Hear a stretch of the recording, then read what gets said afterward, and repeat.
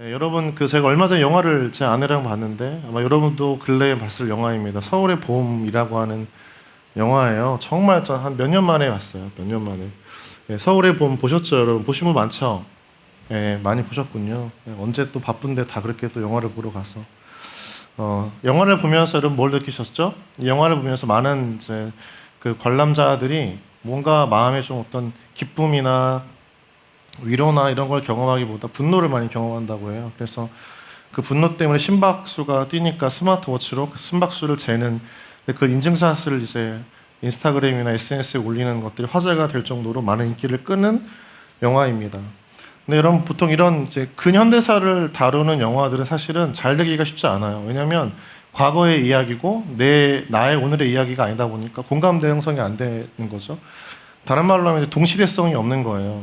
그런데 이 영화가 흥행했던 이유 중에 하나는 뭐냐면 황정민이나 정우성이라고 하는 그 배우의 탁월한 연기 때문만이 아니라 그 배우들의 연기 하나하나를 통해서 배우의 그 캐릭터를 탁월하게 그려냈던 그 김성수라고 하는 감독 때문입니다. 우리 사진 한번 또 보여주시겠어요? 네.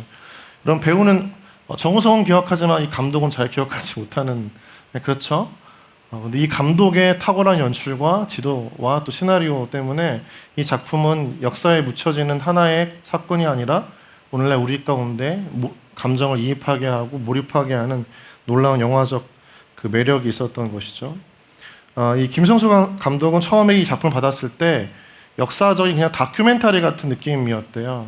그런데 그 영화적 상상력, 철저한 고증, 또 배우의 캐릭터 하나하나를 상세하게 그려가면서 이것이 역사적 다큐멘터리에 그치지 않고 정말 완성도를 높여가면서 우리 가운데 뭔가 메시지를 주는 영화로 사람들에게 많은 관심을 끌게 만들었다는 거죠. 우리가 보는 영화는 저마다 여러분 그런 게 있어요. 다 시나리오라는 게 있습니다. 한번 따라해 보실까요? 시나리오. 예, 시나리오는 영화의 설계도 역할을 하는 거예요. 밑그림을 다 그려가는 거죠.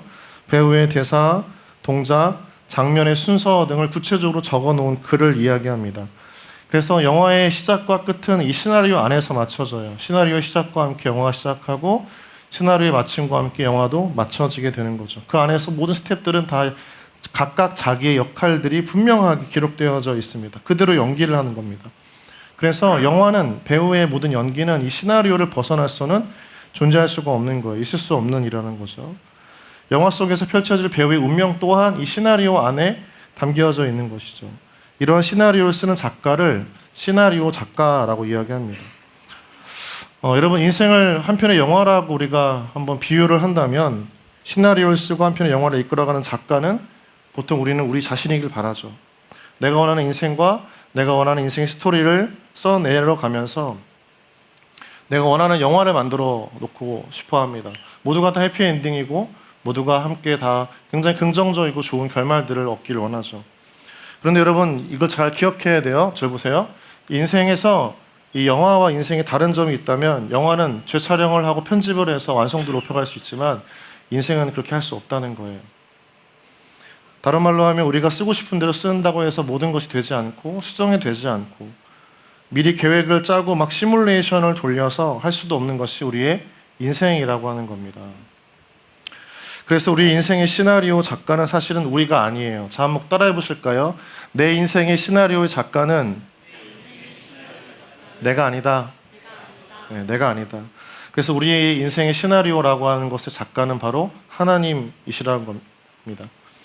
그래서 그것을 안다면 우리 인생의 새로운 반전을 맞이하는 거예요. 우리가 이제 23년을 마무리하고 24년을 맞이하는 이 시점에서 우리 인생을 통해서 하나님의 시나리오가 주는 은혜가 무엇인지, 그것이 내 인생 속에서 어떤 인생의 영적 반전을 이루는 하나님의 손길인지를 함께 맞이하고 또 그것을 우리 가운데 받아들임으로 하나님의 인도하심 속에서 우리 인생이 더욱더 아름답게 펼쳐가기를 주님의 이름으로 축복합니다.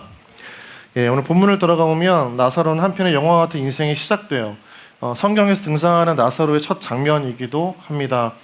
그가 등장하는 모습은 굉장히 뭔가 기대감이 있고 아름답고 뭔가 푸르를 것 같지만 사실 이 나사로의 인생의 첫 출발은 바로 비극이었던 거예요. 같이 3절을 같이 말씀을 함께 우리 읽어보면 좋겠습니다. 3절 읽겠습니다. 시작. 이에 그 누이들이 예수께 사람을 보내어 이르되 주여 보시옵소서 사랑하시는 자가 병들었나이다 하니 예수님이 사랑하시는 자는 나사로입니다. 그런 나사로가 병들었던 거죠.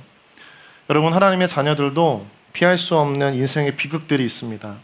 원치 않은 아픔과 절망의 순간들을 모두가 맞이하고 있어요. 평안했던 가정이 사기를 당하고 경제적인 궁핍을 경험할 때가 있습니다. 2, 3년을 준비한 임용고시에서 떨어지고 깊은 절망감과 열등감에 관계를 끊고 섬으로 들어간 청년도 있습니다. 제가 얼마 전 신방 전화하니까 섬에 있더라고요. 사람들을 보기 싫은 거예요. 떨어진 게 너무나 마음이 어렵고 그것 때문에 사람들을 피하고 싶은 마음이 섬에 들어가서 일을 합니다.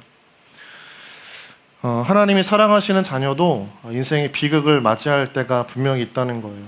여러분, 그런데 우리 가운데 분명히 다시 한번 확고히 해야 할 것은, 그러나 우리를 향한 하나님의 마음은 사랑이고 또 미래이고 또 희망인 줄 믿습니다. 아멘. 그래서 이 비극을 벗어나도록 우리가 기도하며 도움을 구하는 거예요. 왜냐하면 하나님의 사랑이 있고 미래가 있고 희망이 있다는 걸 알기 때문에. 그래서 오늘 3절을 다시 보면 누이들이 예수께 사람을 보내서 간청하는 겁니다. 뭐라고 간청하나요? 자, 한번 볼까요? 주여 자, 이렇게 제가 주여 하면 여러분이 보시옵소서 이렇게 해야 딱 쿵짝이 맞는 거죠. 주여 보시옵소서. 기도하는 거예요. 주님, 여길 좀 봐주십시오 라고 이야기를 하는 거죠. 그러니까 이 마르다와 마리아의 마음 가운데에는 주님, 내가 지금 처한 이 어려운 현실과 절망과 깊은 이 고뇌의 바닥을, 이 삶을 주님 좀 봐주십시오. 기도하는 마음으로 사람을 보냈던 거예요. 하나님께서 외면하지 않으실 거야. 하나님께서 지금 사람을 보내서 이 도움을 간청하고 있는 우리를 외면하지 않으실 거예요. 그러니까 내 삶의 그 어려움을, 그 비극을, 그 절망감을, 깊은 상실과 어려움을 하나님이 외면하지 않으실 거야. 그 기대가 있기 때문에 우리는 여러분 기도하게 되죠. 하나님에 대한 기대가 있기 때문에 우리는 기도의 자리로 나아갑니다. 우리는 끊임없이 기대합니다. 이때쯤이면 하나님의 도우심이 나에게 허락하실 거야. 개입하셔야 하는 시기야. 그래서 기도하는 거죠. 더 뜨겁게 기도합니다. 더욱이 여러분, 이 나사로의 누이였던 그 마르다와 마리아는 어떤 사람들입니까? 지금 이 자매들은 사실은 먼저 앞서서 예수님께 향유를 부었던 자매들이에요. 그러니까 막대한 경제적 비용을 지불하고서도 예수님을 향한 뜨거운 헌신의 마음을 표현했던, 그러니까 얼마나 헌신된 사람들이었겠어요? 우리 공동체에도 그런 지체들이 많이 있죠. 셀지기들, 사역팀장들, 또 많은 임원들. 얼마나 많은 막대한 수고와 어려움을 다 내려놓고 하나님께 헌신했던 그런 사람들이 바로 오늘 이 마리아와 마르다입니다. 특별히 2절을 보면 이들이 정말 헌신된 사람들이었다는 것, 그래서 주님께 기도하고 기대했던 마음이 더 컸다는 것을 알려주고 있어요. 우리 2절 말씀 같이 함께 읽어볼까요? 자, 시작. 이 마리아는 향유를 주께 붓고 머리털로 주의 발을 닦던 자요 병든 나사로는 그의. 2절을 보면 굉장히 독특해요. 이 마리아라고 이야기하거든요. 이 마리아, 이 사람이 누구인가? 라고 이야기를 할 때 향유를 붓고 머리털로 주의 발을 닦던 여인이었습니다. 그는 예배자였습니다. 그는 헌신된 사람이었습니다. 하나님을 사랑하는 사람이었고 하나님을 위해서 자신의 인생을 얼마든지 희생할 수 있는 사람이었습니다. 그런 자의 간청을 들으시죠. 그래서 보면 예수님께서도 이 마리아와 마르다의 기도를, 간청을 들으셨어요. 우리 4절 말씀 같이 한번 더 읽어보죠. 시작. 예수께서 들으시고 이르시되 이 병은 죽을 병이 아니라 하나님의 영광을 위하며 하나님의 아들이 이로 말미암아 영광을 받게 하려 함이라 하시더라. 그러니까 그 기도에 답을 주신 거예요. 4절 말씀은 그 기도의 답이에요. 어떤 답입니까? 이 병은 어떤 병이라고요? 죽을 병이 아니다라고 이야기하시는 거예요. 죽을 것 같아서 기도했는데 예수님께서 말씀하세요. 죽을 병 아니야. 하나님의 영광을 위한 병이고 이로 인해서 하나님이 높임 받으실 거야 라고 뭔가 그 마음 가운데 기대와 소망을 던져주세요. 하나님 정말 이제 뭔가 일을 하시겠구나. 지금 당장 이 문제를 해결하시겠구나. 죽어가는 나사로가 살겠구나. 나사로를 살리실 분명한 하나님의 말씀이구나. 얼마나 기뻤을까요? 그 가정에 한 명밖에 없는 남성이었습니다. 그 사랑하는 동생, 남동생이 찾아온 인생의 비극을 이제 주님께서 완전히 바꾸시겠구나, 안도의 마음이 들지 않았겠습니까? 죽을 병이 아니라고 하니까, 특별히 죽을 병만이 아니라 하나님의 영광을 위한 병이라고 하니까 그 마음에서 얼마나 신앙적인 감사와 기쁨이 있었겠어요?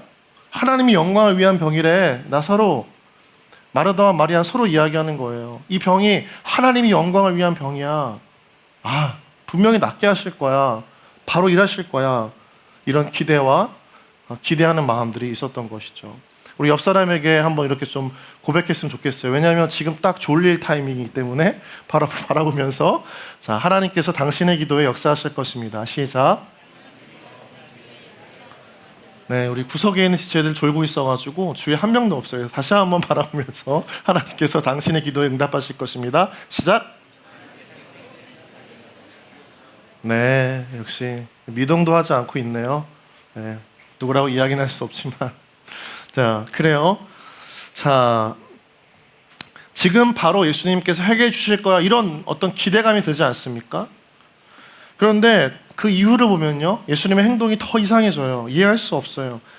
우리 생각에는 뭔가 더 깊어지기 전에 이 병은 죽을 병이기 때문에 어쩌면 급박한 병이기 때문에 빨리 움직여야 되는 건데, 시간, 분초를 다투는 병인데, 마르다와 마리아의 집에 가셔야 하지만 가시지 않아요. 바로 움직여야 했고, 하나님 바로 좀 액션을 이때 좀 취해 주세요. 우리의 마음은 그런데 예수님이 그렇게 하지 않는 거예요. 여러분, 앞서 이야기했지만 이미 향유를 부었기 때문에 예수님이 이 집에 가셨다 안 가셨다? 여러분 생각도 하기 싫어요? 자, 가셨다 안 가셨다? 가셨다. 이미 마르다와 마리아 집에 한 번쯤은 가셨어요. 그러니까 어딘 지역에 어떤 집인지 다 아셨다 모르셨다? 대답하기 싫어요? 자, 아셨다 모르셨다? 네, 아셨다. 그런데 움직이지 않으신다는 거예요. 바로 6절입니다. 한번 같이 읽겠습니다. 6절 시작. 나사로가 병들었다함을 들으시고 그 계시던 곳에 이틀을 더 유하시고. 성경은 말하고 있어요. 병들었다함을 어떻게 해요? 들으셨다는 거예요. 정확해요. 성경이 기록하고 있잖아요. 들었습니다. 못 들은 게 아니에요. 가물가물한 게 아니에요. 정확하게 예수님께서 나사로가 죽어가고 있고 그것을 위해서 그의 마르다와 마리아가 사람을 보내서 간청했던 내용을 들으셨다라고 이야기해요. 이들의 절박한 상황, 어려운 현실, 육체적인 질병의 고통에 대해서 다 들으셨어요. 여러분, 맞습니다. 하나님은 우리의 모든 상황을 다 들으시는 하나님이신 줄 믿습니다. 우리가 지나가면서 그냥 무의식 가운데 했던 기도의 내용도 하나님은 다 들으시는 하나님이신 줄 믿습니다. 무심코 따라했던 그 기도조차도 하나님은 다 들으시는 분이심을 믿습니다. 우리가 과거에 그냥 뭔가 신앙적인 행분에 겨워서 하나님 앞에 서원했던, 그러나 10년, 20년 지난 다음에 잊어버렸던 그 서원의 내용을 그 10년과 20년 후에 지키게 하셨던 하나님처럼 우리의 모든 기도의 내용을 하나님이 다 들으신다는 거죠. 그런데 문제는 뭐예요? 꿈쩍을 안 하신다는 거죠. 바로 가야 되는데 꿈쩍을 안 한다는 거예요. 우리는 생각해요. 이때쯤이면 가야 되는데, 이때쯤이면 움직이셔야 되는데, 이때쯤 뭔가 해결해 주셔야 되고, 뭔가 열어주셔야 되고, 문제를 풀리게 해주시고 길을 열어주셔야 되는데, 문제는 뭡니까? 그렇게 되지 않는다는 거죠. 여기서 우리의 마음이 어려워져요. 이 타이밍에서 우리의 마음이 굉장히 어려워져요. 이때쯤 하나님이 좀 뭔가 일하셔야 되는데, 다 들으신다고 했는데, 아신다고 말씀하셨는데, 근데 왜 구체적인 계획이 없으신 거예요? 얼마나 더 기다리라고 하시는 거예요? 기다릴 만큼 기다렸는데. 오히려 예수님의 반응은 죽어가는 자를 보고 다급해 하시기보다는 더 여유로워 보이시는 거죠. 정확하게 기록하고 있어요. 이틀을 더 그곳에 계셨다는 겁니다. 가지 않았다는 거예요. 한 걸음도 움직이지 않았다는 겁니다. 예수님의 행동이 우리의 머리와 계산으로는 이해가 되지 않습니다. 사랑한다면 그 사랑하는 만큼 지금 신속하고 빠르게 움직여야 하는 그 반응의 속도가 아니라 오히려 그냥 머물러 있는 것 같아요. 왜 움직이고 싶어 하지 않는지는 모르겠지만 예수님의 이 멈춤이 우리 가운데 좀 불편해요. 내가 원하는 기대 행동이 아니기 때문에, 내가 원했던 반응이 아니기 때문에 마음이 불편해요. 신앙을 가진 사람에게, 기도하는 사람에게 너무나 불편한 예수님의 지금 반응이라고 하는 거죠. 나사로를 사랑한다고 이야기하셨는데, 그리고 들으셨다고 말씀하셨는데 반항하지 않은 예수님을 보면 여러분, 우리는 어떤 생각을 하게 되죠? 우리는 의심하게 됩니다. 아, 정말 나사로가 예수님을 사랑하는가? 우리가 하나님 의심할 될 때가 언제인지 아세요? 우리 안에서 하나님이 움직이셔야 하는데 움직이지 않으실 때입니다. 내 기대만큼 하나님이 스텝 바이 스텝을 한 걸음 한 걸음 내딛게 하시거나, 적어도 이만큼 기도했으면 뭔가 풀려야 되는 문제들이 내 삶 속에 여전히 끌어안고 있어야 됐을 때, 우리는 그때서부터 하나님을 의심하기 시작합니다. 하나님은 이렇게 하셔야 되는데, 이게 내 계획인데, 이게 내 신앙의 경험인데 왜 하나님은 움직이시지 않는 걸까? 우리들도 이럴 때가 많다는 거죠. 하나님이 기도를 들어주신다고 약속했기 때문에 다급한 개인의 문제가, 관계의 문제가, 경제적인 문제가, 또는 내 안에 신앙적인 어려움이 찾아올 때 기도를 합니다. 절박한 기도예요. 분명합니다. 그리고 신속한 하나님의 응답을 기대합니다. 그런데 기도의 응답은 더디기만 하다는 것이죠. 그때 주님을 의심하기 시작해요. 기도에 응답하시겠다는 하나님의 약속을 의심하고, 기도를 하면 들어주시겠다라고 했는데 지금 내가 너무나 힘들어서 기도하는데 왜 지금 응답하지 않는가에 대한 불편한 마음들이 내 마음 안에 가득 채워지기 시작합니다. 필요한 것, 적어도 지금 나는 절박하니까 이 타이밍에는 적어도 하나님이 날 붙잡아 주시지 않으면 난 정말 죽을 것 같아 라고 하는 그 타이밍에도 하나님이 움직이시지 않는다는 거예요. 그렇게 해야 하나님 움직이셔야 되지. 그게 하나님이지. 그래야 하나님을 믿을 수 있는 거지.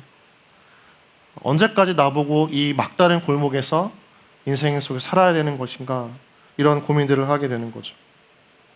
네, 여러분 기억했으면 좋겠습니다. 한번 따라해 볼까요? 믿음은 기다리는 것입니다. 네, 우리 옆 사람에게도 한번 좀 고백해 볼까요? 믿음은 기다리는 것입니다. 자, 한 번 더 기다리세요. 하나님 일하십니다. 그것이 믿음이라는 거죠. 하나님은 자판기가 아닙니다. 유슬램프 지니가 아니고 동전을 넣으면 원하는 음료가 나오는 자판기처럼 기도를 하면 응답하신 하나님이 아니라는 거예요. 우리 신앙의 착오는 바로 거기에 있다는 것입니다. 주님을 멀리하기 시작하는 이유도 바로 여기에 있는 거죠. 하나님은 그분의 완벽한 때에 우리의 분명한 신앙의 성장과 성숙을 이루실 그 타이밍을 기다리고 계셨던 거라는 걸 우리가 알게 되죠. 여러분, 앞서 다시 한번 돌아가 보면 시나리오라고 하는 게 있죠. 시나리오에는 저자의 마음과 생각과 또 성품이 반영됩니다. 그래서 각각 드라마를 보면 그 드라마 작가가 어떤 사람인지 우리는 다 알 수 있게 돼요. 우리가 아까 보았던 그 김성수라고 하는 그 감독이 연출하고 만들었던 영화들은 되게 다양합니다. 아수라라고 하는 영화 아세요? 정우성이 나왔던 영화 보셨어요? 여러분은 영화를 잘 안 봐요? 맨날 넷플릭스만 보고 막, 그쵸? 유튜브 보다 잠들고 먹방 보다가 침 흘리면서 자고 막. 비슷한 유의 영화들이죠. 저자의 생각과 마음과 감정들이 반영이 되기 때문에 비슷한 연출들이 나타납니다. 우리가 쓰는 일기를 보더라도 각자 다른 사람이 똑같은 상황을 경험했지만 다른 마음, 다른 느낌, 다른 관점으로 표현을 하게 되는 거죠. 그래서 글이라고 하는 것은 똑같은 문장의 표현이나 느낌이 없는 거예요. 똑같은 글이지만 똑같은 표현과 문장은 없는 겁니다. 이걸 너무 잘 알고 있죠, 유철아. 네, 유철이가 국어 국문을 전공했어요. 되게 의아하죠. 네, 책을 쓰고 있습니다. 여러분 좀 많이 격려해 주시면 너무 좋을 것 같아요. 저자의 마음과 생각과 성품이 반영되는 시나리오에는 한 가지가 아니고요, 두 가지가 있어요. 자, 한번 따라해 볼까요? 확정적 시나리오, 그다음에 역동적 시나리오. 다 완성된 거, 그게 확정적 시나리오예요. 그래서 꼭 그대로 각본대로 짜여진 대로만 연출해야 되는 거예요. 여러분 노희경 작가라고 아세요? 들어보셨어요? 네, 아주 인기 있는 드라마들을 만든 작가인데, 그 작가는 배우가 토시 하나, 대사 하나, 토시 하나 틀리는 걸 원하지 않아요. 다시 찍게 하거든요. 하다못해 쉼표조차도 다 똑같이 해야 돼요. 그게 확정적 시나리오인 거죠. 그런데 반면에 다른 시나리오, 역동적 시나리오는 이런 내용입니다. 같이 한번 좀 텍스트를 띄워주시고 좀 읽었으면 좋겠습니다. 밑에 있는 따옴표 안의 내용만 시작. 저자가 분명히 방향과 구성을 하지만 무대를 맡은 연출자나 연기자와 더불어 시나리오를 완성해 가는 것. 그러니까 역동적 시나리오예요. 다른 말로 하면 무대에서 호흡하는 사람들과 함께 더불어서 이 한 편의 영화를 완성해 나아가는 거죠. 사실 탁월한 연출자, 탁월한 시나리오 작가는 그 현장에서 호흡하는 배우들과 끊임없이 소통합니다. 그래서 이 대사의 감정이 어떤지, 이 씬에서의 어떤 것들을 표현하고 싶어 하는지. 그래서 그 아까 우리가 보았던 서울의 봄도 김성수 감독은 그 극중 인물인 전두광이 화장실에 가서 마지막 되게 기뻐하는 장면이 있어요. 보신 분 기억나세요? 네. 봤어요? 안 봤어요? 네, 그러면 여러분 다음 주 월요일에 꼭 가서 월화수 주중에 꼭 한번 보세요. 아셨죠? 네, 뭐 마음대로 하세요. 자, 어쨌든 그 화장실에 가서 어떤 표현을 할까에 대해서 화장실 바닥에 앉아 3시간 동안 소통했다는 거죠. 그리고 한 장면이 완성이 되는 겁니다. 그러니까 이 시나리오를 쓴 사람의 마음 가운데 정해진 그림과 계획이 있지만 그 장면을 소화하는 배우의 느낌과 감정, 또 생각과 마음을 이 영화의 한 편의 영화에 담아내는 것을 허용하는 거죠. 그거에 따라서 영화의 완성도 어떤 깊은 메시지가 좌우되는 것들을 보게 됩니다. 처음에 정해져 있는 시나리오보다 출연하는 연기자들의 캐릭터, 어떤 대사, 억양, 느낌, 감정선들이 더해지면서 더 감동적인 드라마가 만들어진다는 거죠. 하나님의 시나리오에는요, 우리 인생을 향한 하나님의 시나리오에는 이 두 가지 면이 같이 있지만 성경의 많은 내용들을 보면 여러분 확정적 시나리오일까요? 역동적 시나리오일까요? 네, 후자예요. 하나님께서 우리의 인생을 그려나가실 때 우리 인생은 확정적 시나리오가 아니라 사실은 역동적 시나리오예요. 여러분의 믿음을, 여러분의 하나님을 향한 신뢰를, 또 여러분의 신앙의 상황과 수준과 환경들을 통해서 끊임없이 여러분을 더 복된 존재로, 온전한 존재로 하나님께서 그 인생이라고 하는 한 편의 영화 속에서 아름다운 사람으로, 아름다운 하나님의 자녀로 만들어 가시기를 원하시는 게 하나님의 마음입니다.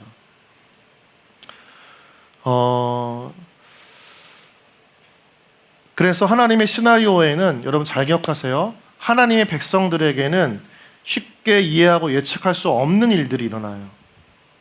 자, 한번 따라해 볼까요? 하나님의 백성들에게는 쉽게 이해하고 예측할 수 없는 일들이 일어납니다. 하나님이 계속해서 우리의 상황과 우리 현실의 문제와 우리 신앙의 모습들을 계속해서 만들어 가시니까요. 그래서 왜 이렇지? 왜 하나님 이렇게 나한테 왜 이렇게 인도하시지? 왜 이런 거 하라고 하시지? 이런 부담을 주시지? 왜 이렇게 섬기라고 하시지? 이렇게 헌신하라고 하시지? 이 길로 가라고 하시지? 이 선택을 하라고 하시지?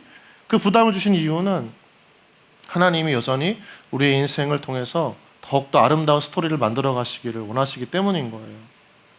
정해져 있는 인생이라면 여러분이 기계입니다. 그러나 하나님은 우리를 통해서 더 아름다운 복음의 사람으로, 하나님의 자녀다운 인생으로 만들어 가시기를 원하신다는 거죠. 오늘 말씀도 보면 이제 다시 들어가서 예수님의 그 역동적 시나리오가 시작이 되는 본문이 있어요. 우리 11절 말씀 같이 함께 읽었으면 좋겠습니다. 11절 시작. 이 말씀을 하신 후에 또 이르시되 우리 친구 나사로가 잠들었도다. 그러나 내가 깨우러 가노라.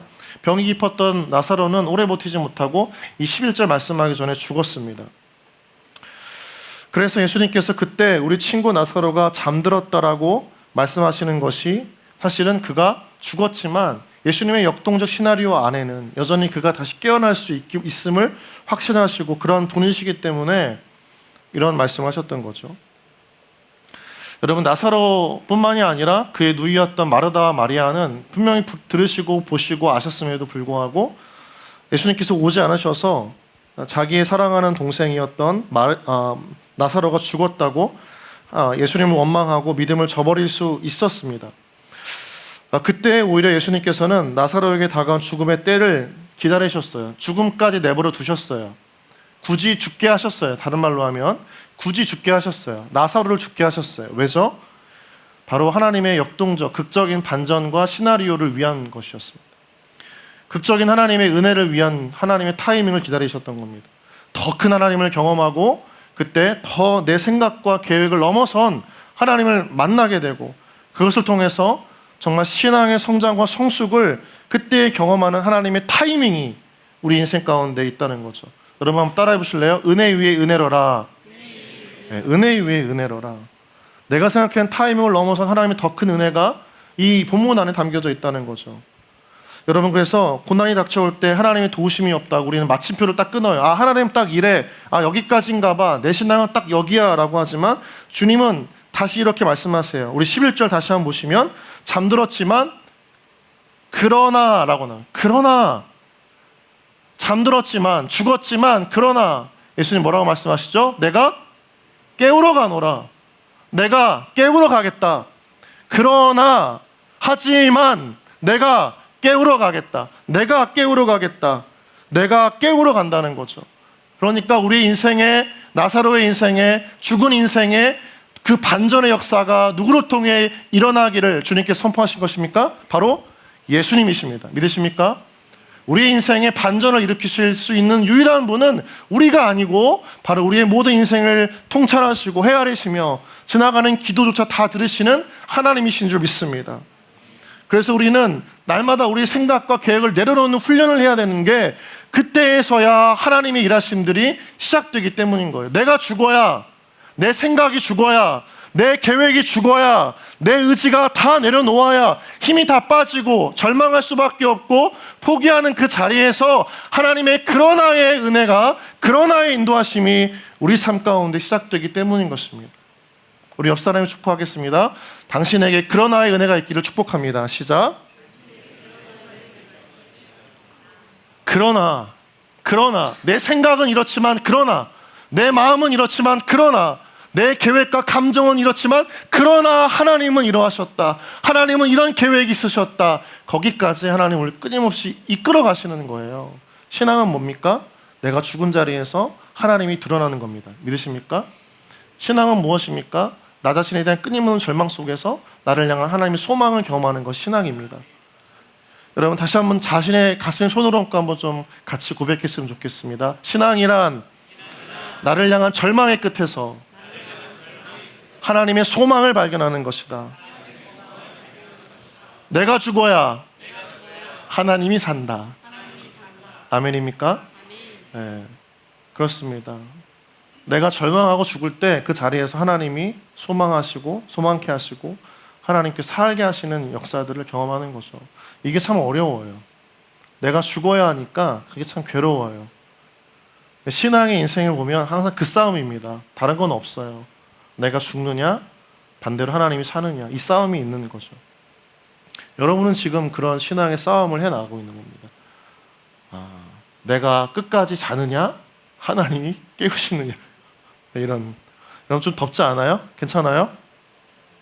좀 더워요? 네, 온도를 다음 주에는 꼭 내려주시면 설교에 더 은혜가 있을 줄 믿습니다. 할렐루야.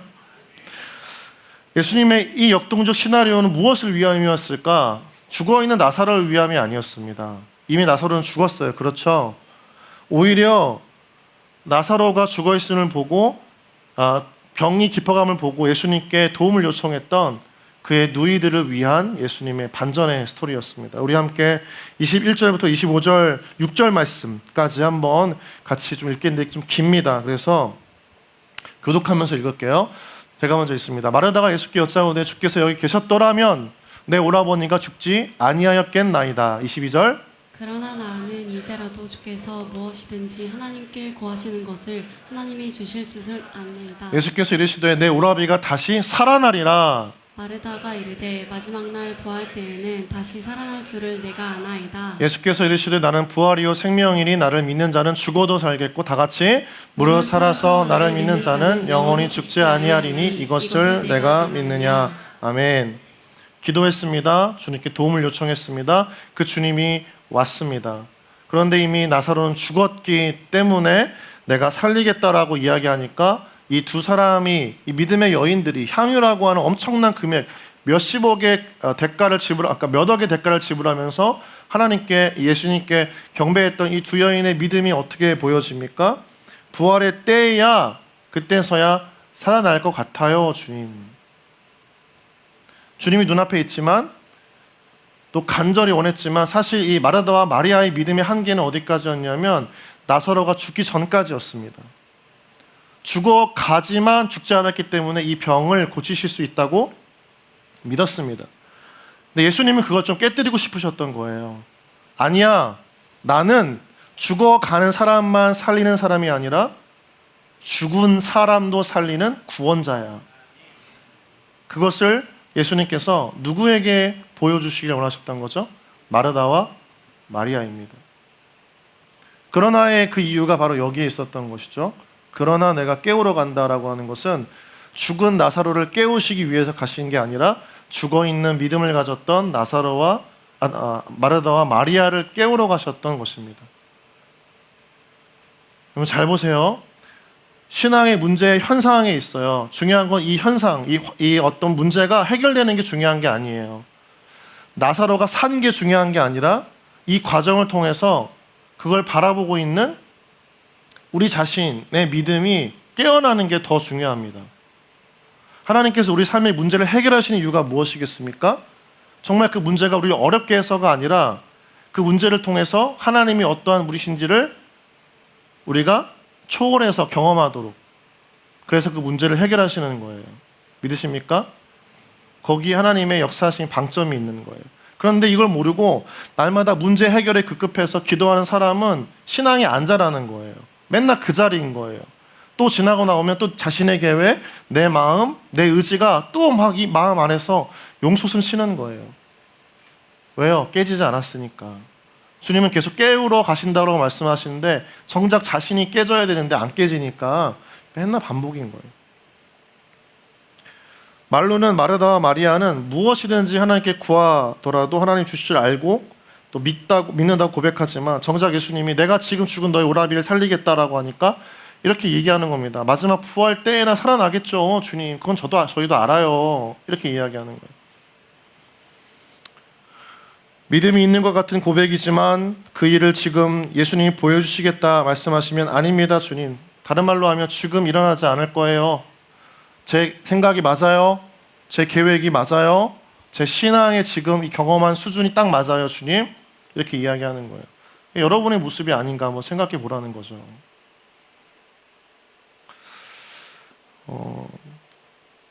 이 세상을 떠난 후에 마지막 날에 대한 믿음만 있는 것이지 사실은 오늘을 살아가는 주님에 대한 능력을 의지하는 믿음은 두 자매에게 없었던 거예요.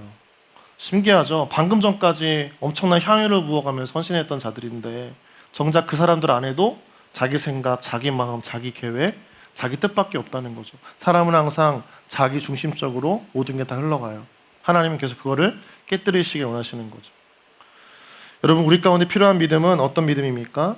예수님께서 원하시는 믿음은 무엇입니까? 주님께서 지금 여러분에게 깨닫게 하시고 싶은 믿음은 무엇입니까?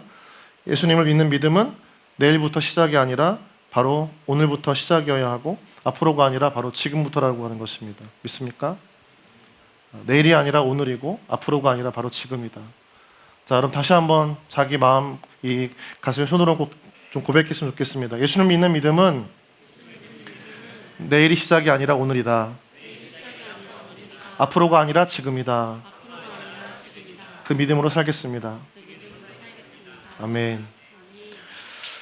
주님은 이미 다 준비가 되어 있으세요. 그런데 중요한 건 그 믿음을 누려야 할 우리가 아직 준비가 안 된 거죠. 그러니까 하나님 계속 깨뜨리시는 거예요. 예수님이 죽은 나사로를 깨우러 가신 것, 그리고 죽어있던 나사로가 육체만이 깨우신 것이 아니라 육체를 살아내게 하셨고 오늘을 살아가는 믿음으로 그 마르다와 마리아를 깨우시기 위함이었던 겁니다. 오늘의 믿음, 부활의 믿음은 죽은 후에 있는 것이 아니라 바로 오늘 우리가 경험하는 거예요.